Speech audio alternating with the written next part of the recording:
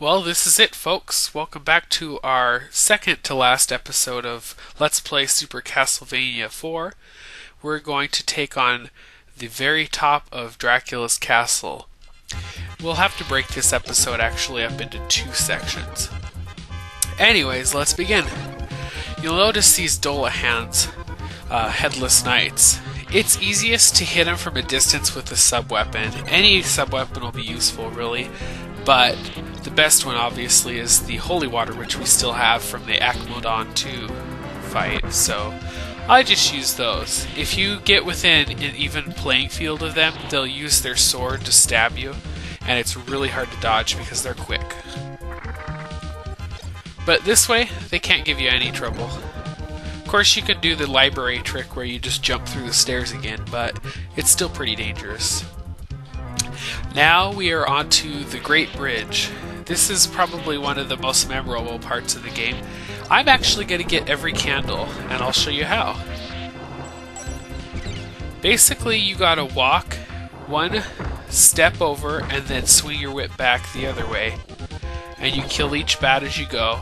And that's actually the most logical way to get these candles. You can also use the cross sub-weapon if you have it, but you can't stop once you keep going because those bats will gang up on you. This is the manual way to do it.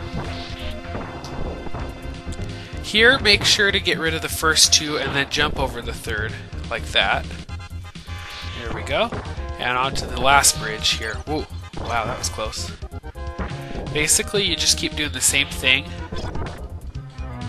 It's kind of time consuming, but if you really want every heart, that's how you have to do it, basically.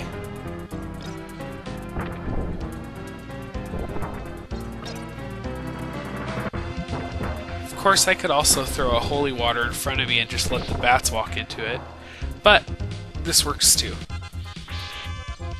Or fly into it, rather. I guess bats don't exactly walk. Anyway, let's continue into the Perilous Tower. This is basically the last challenge before the series of final bosses. But it's definitely not a cakewalk.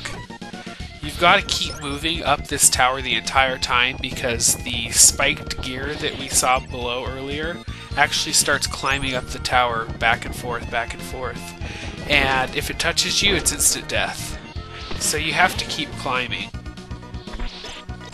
Which means, sadly, I can't get every candle in this section. I wish I could, but this is about the best I'm going to be able to do without risking death. Now here you need to swing off the second one, but first you... Whoops.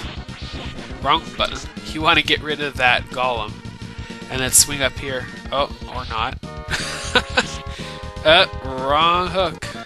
Oh man, that thing's gonna catch me. Whew. It must be close. And then you take these levitating platforms up. Make sure not to hit your head on one of those spiked ceilings. That's instant death as well.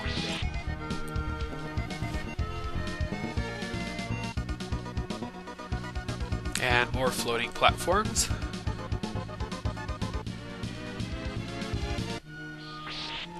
Now, up these stairs, you have to be careful of these enemies. You don't want to get on an even playing field with them because most of them will hit you. So make sure to hit them kind of from below for the most part. Like this skeleton, you can actually hit from below, and it's much easier than getting on this platform and trying to kill him. A few more Dullahans. And then head up to this upper right platform, and this is our last floating island section.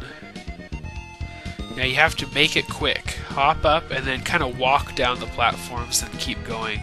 Otherwise you're going to run into those spikes, and that'll be the end of you. Well, it's time to take on the first of the final mini-bosses. I love the sky in the background and the music of this part of the stage. Definitely cool. I love Twilight. Anyway, the first sub-boss we're going to face is Slogra. Basically, you need to duck down as soon as he lands, or just before it actually, so that his spear that shoots energy balls can't hit you. And just whip him once he becomes vulnerable again. About halfway through his life bar, his spear is going to shatter. Like that, and now he gets very difficult. You want to keep a lot of space between him and you, and just toss sub-weapons if you can. Otherwise, you have to get within whipping range, and that's when he gets dangerous. Whoa, like that. Wow. He likes to spear you with his beak. So if you can keep a good distance from him, he's not too bad.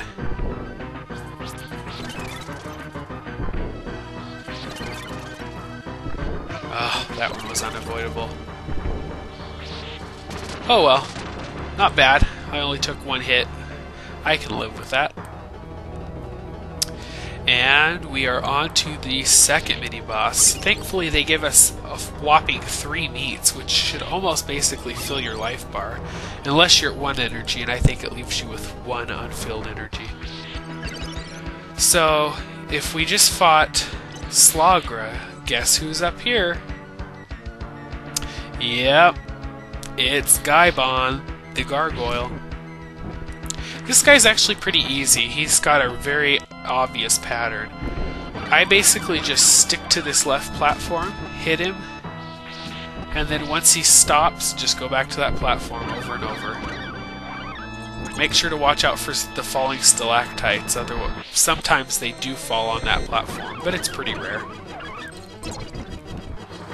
Once he gets to half-life, he will change colors and drop to the ground.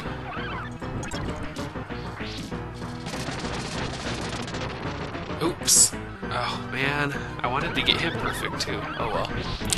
Yeah, you want to be away from him when he does that, I guess. Now he takes on a really predictable pattern. He basically flies around a bit and then shoots down fireballs. So if you just sit on this platform, you've got it made. Or you can be a little riskier. Oops, missed him. Missed him again. Missed him again. There we go. Sucker. I love this music. Teabag, sucker. And on to the third and final of the sub-bosses. In Atropos Theater, we have... Yes, folks, we finally get to face him, Death himself. If you just sit right in front of this platform and hold your whip up, he can't hit you at all with his scythe. Now when he comes down, try to get 3 hits on him if he does this move. And then hit him once or twice more before jumping over the first sickle, and then ducking down when he does the second one. And then just repeat.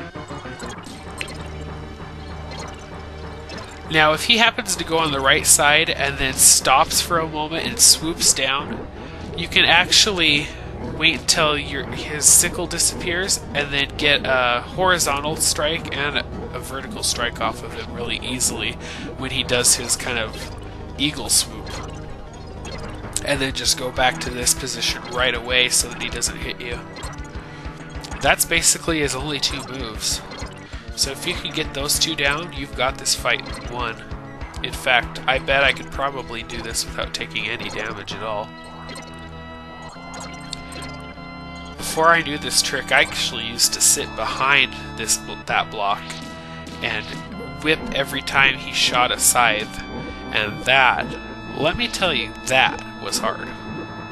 If you missed one, you got hit by about 1 to 3 of them every time, so you could basically die very easily using that technique. I think I actually beat him once without ever getting hit doing that too, but it's much more difficult than this. This is a cakewalk.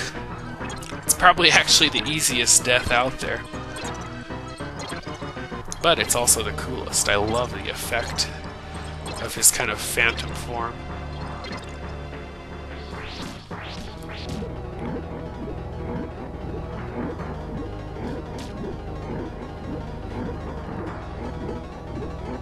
2 life bars left. We're almost there. Now we're almost out of time. Hopefully I can get him in the next few minutes here.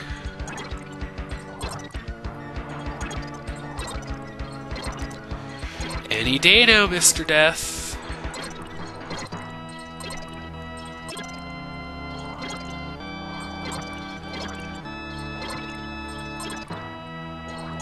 There we go. The end. La la la la la la la la la. And I think we'll call that a video. Next time on Let's Play Super Castlevania 4, we'll take on the final boss, which, of course, must be Dracula. See you soon!